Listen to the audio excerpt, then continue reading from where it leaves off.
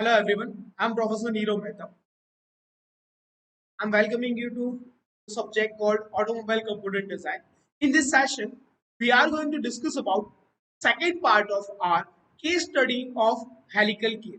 In first part, we have discussed about or we have found out geometry of our helical gear in terms of module and face width. Now, by finding out this module and face width, we can easily find out its number of teeth. So, our face width and the module, in case of this particular gear, are TP and TG.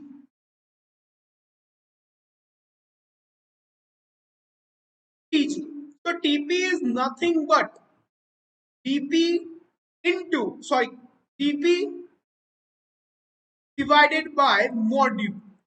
Our DP was 80 and module was 2.5. Clear, as well as in case of this TG is 320, sorry, DP by,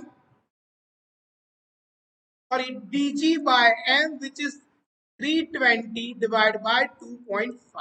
Clear, so this is how you can find out this TP and TG. Clear, this is how you can find this TP and TG. Now let's discuss about to find out this wear load. How you are going to find this wear load.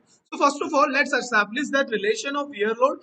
Wear load is WW in case of this helical gear, which is dp into b into q into k divided by cos square alpha, where dp is nothing but diameter of pinion, b is face width, q is the ratio of velocity factor, and k is constant for its relative reliability. So k is represented by sigma e s square into sine phi cos divided by 1.4 into 1 upon EP plus 1 upon EG, where EP and EG are nothing but modulus of elasticity for our material.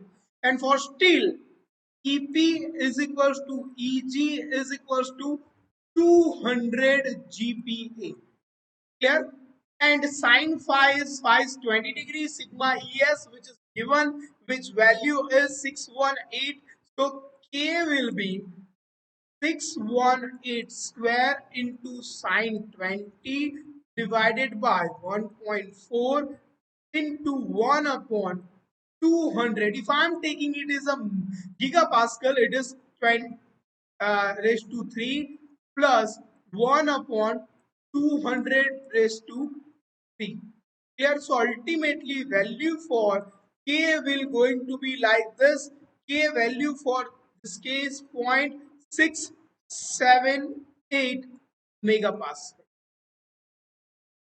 So value for k will be 678 megapascal. Now we have found this k. So let's find q. What is q? So after finding this k, we will find this q. So what is q?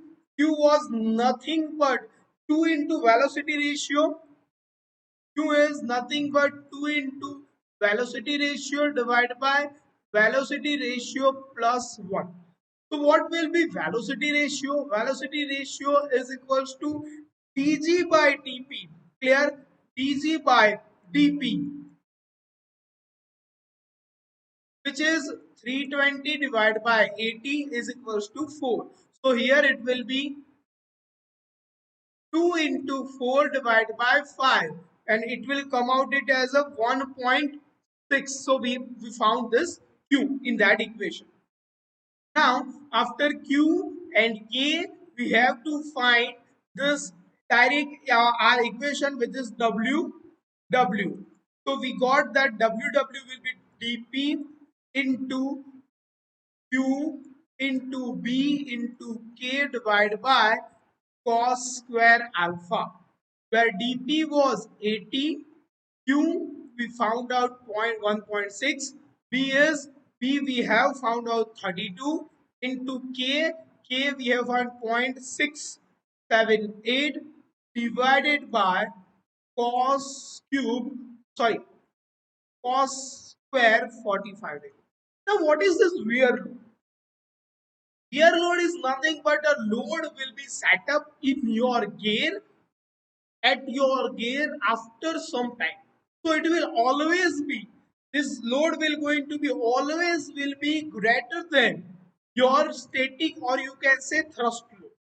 So it will show what is, so ultimately your answer will be like this: 5554 Newton means 5 point, so we can write it as a 5.55 kilonewton, which is way lower than, sorry, which is way higher than value of 0.358, means 358 Newton, sorry, kilonewtons in the case of that thrust load.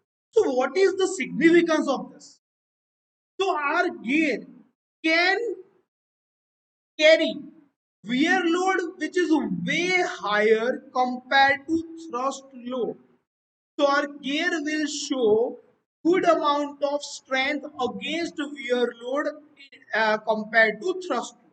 So thrust load always will going to be a lower in the terms of our wear load.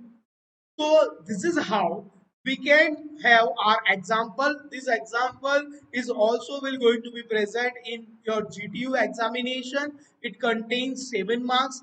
First part we have, which we have discussed in previous video, which in which we have found out our phase width and module. In this part we have found out our wear load. So let's recap of this, all this what we have done. So first of all we have found that the torque, from depending on that torque we have in that first video, depending on that torque we have found that thrust load. After finding this thrust load we have found phase width and module depending and in their relation, which is phase width and module is related by 12.5 times of module.